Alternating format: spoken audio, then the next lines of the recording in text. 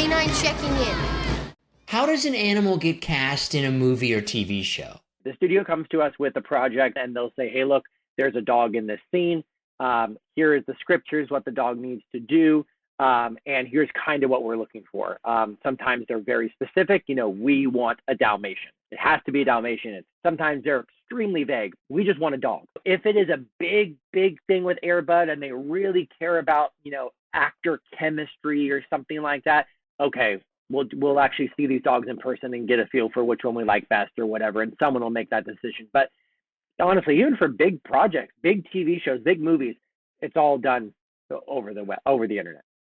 So when the casting director or producer sees the animal in person or via email, what are they looking for? Like, why do they choose that one?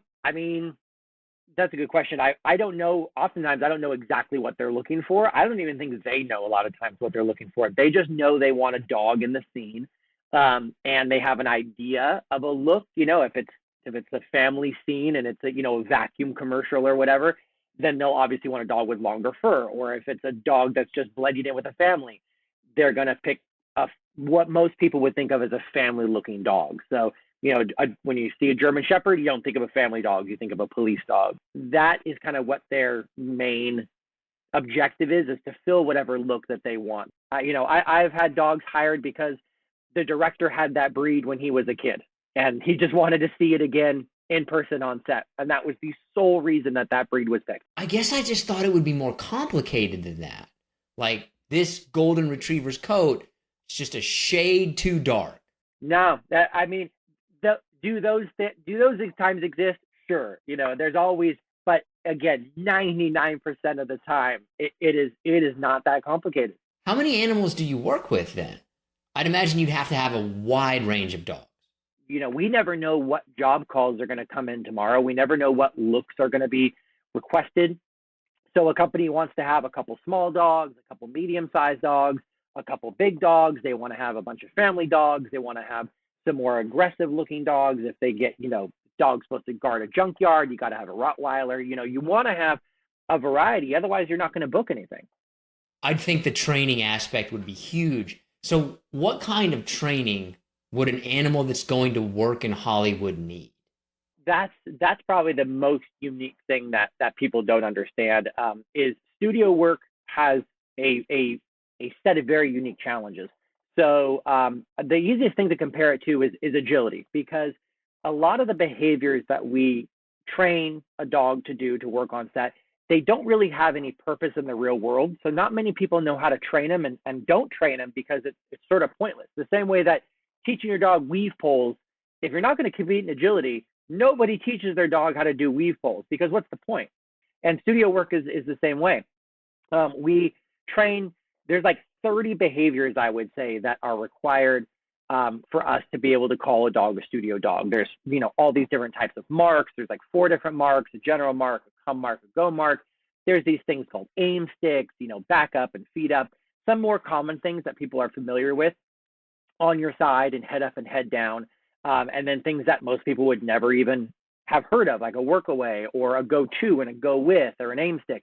And those are all behaviors that, aren't necessarily that hard or complicated to teach, but they are just very unique. And their sole purpose is to overcome the challenges that we face on set.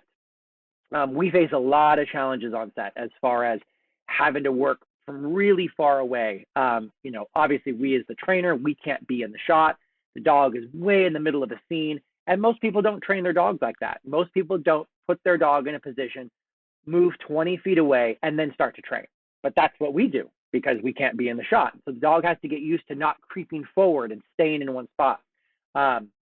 If the production is running sound, let's say, and the actor's talking, I can't be in the thing going, speak, sit, stay, good stay, while the actor's talking. I have to make the dog do everything silently. Otherwise, my dialogue is going to step all over the actor's dialogue. So we teach our dogs to do everything just on hand signals. A lot of times the dog can't see us on set, so the line of sight isn't very clear. So we teach dogs to do what's called a workaway, where they look at something else. They look at the actor, they look at a prop, they look at a green screen, but they are still listening to us even though the dog can't see us. And so again, this just, I could go on, but there's all of these behaviors that we teach that they're all geared to overcome, again, the challenges that we face on set, because there's a lot of them. On set is long days, repetitive actions. They'll do the same scene 20 times, and the dog has to do it the exact same way on take one as on take 20. I never thought of that, because I have a dog and I've trained her to do some things, but I've got to be right next to her and looking right at her. A studio dog is really hired for its training ability. It can be the best looking dog and it can match the dog they have in the script and all this other stuff, but if it can't do what's required on set, it's not going to work. Does that happen when a dog just doesn't work out? Rarely, yes. And it's one of those things where I have been hired. They originally, like, I hear about it when I'm hired to do reshoots, because, some producer is like, well, I've got a dog, or, I've got a dog, we'll save money. I don't want to pay thousands of dollars to have a professional dog here. My dog can sit. And then, so they try it with their own dog or whatever the case, and the dog just can't do it. I mean, it costs them, I can't even imagine how much it costs to do it, but then they learn their lesson the hard way, and then never again will they ever not hire a professional one. So how much money will an animal make? Does it depend on the project at all? The price is the same, whether it's a commercial or a feature film or a student film. None of the prices don't change. Dog rental is about $500 a day. They're rented on a 24-hour period. Trainers, we have union rates and things like that we go out on, and then we have transportation fees. Any job that is unique or special or something like that, we oftentimes will charge prep fees. So it can range from $1,500 a day for a real, basic, simple shoot. What if there's multiple trainers on set? The dog has to be released from a room and enter another room and then look up in the corner. That takes two trainers, one to release the dog, one to pull the eye contact to make it look like they're looking up in the corner at an actor or whatever it is. And now your price goes up because now you have two trainers. So all these little factors will affect the price. But I would say like a baseline minimum doesn't get really cheaper than is around $1,500 for the day. And it really doesn't depend if this is the next Christopher Nolan movie or if it's a commercial for Bob's Used Cars. Nope. How much will an average animal work in a year? Boy, that totally varies. It totally depends on the dog. We have dogs that work one day a year, and we have dogs that work once a month minimum. Because watch TV. You don't see a golden retriever in 3 out of 5 commercials. You just see dogs. There's a huge variety of the dogs. So none of them are quote unquote superstars or crazy, insane, this is our moneymaker, because that's not how productions work. In fact, if a dog becomes too famous, they're not going to choose it. They won't want a dog that you recognize from another commercial, because you'll be thinking about that other commercial. So how do the animals seem to handle it? Can you tell if they are just loving this or they want nothing to do with where they're at? Absolutely. So there are some definite prerequisites that we tell people who are considering getting into this. The main ones that we go to are confidence and food drive. Those are the two absolute most important. Confidence is pretty obvious and straightforward. Working on set, you're working with strangers and loud noises and new people and new environments. And if you've ever gone up to a dog and you've gone to pet it and it kind of pulls away, does that shy thing? Nope. Not a good candidate at all.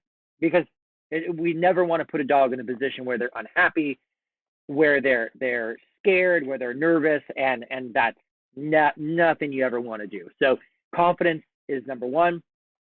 Second one is food drive. Everything that a dog does on set is voluntary. So if you picture a scene, you picture a dog, you picture the dog from Frasier, Eddie, that dog is in the middle of a scene, sitting in a chair, being asked to do things by a trainer. There's nobody there to make that dog do anything. That dog is supposed to bark at a certain line and then lay down and then go pick up a toy and get back in the chair, whatever the action is. No one's there making that dog do that. That dog's doing that on its own because it wants to. And dogs like to work, but they need something to make sure they're motivated, and that's food. That's food. Toys you can help and praise. Dogs like to be pet and all that. It's food though. Dogs work for food. Are you ready for some harder / listener submitted questions? Absolutely. Most in-demand dog. Good. Yeah, good question. Family dog. That's the general fit. Goldens, Labs, Terrier mixes, sort of the generic dog that you can't really tell what it is. Those are by far the most in demand, by far. Least in-demand dog. Solid black dog. If you've ever tried to take a cell phone video or a picture of a solid black dog, what happens? Same thing happens with my shirt. You can't see anything. It all blends together. There's no definition. You can't see it. So solid black dogs and darker dogs are almost never picked.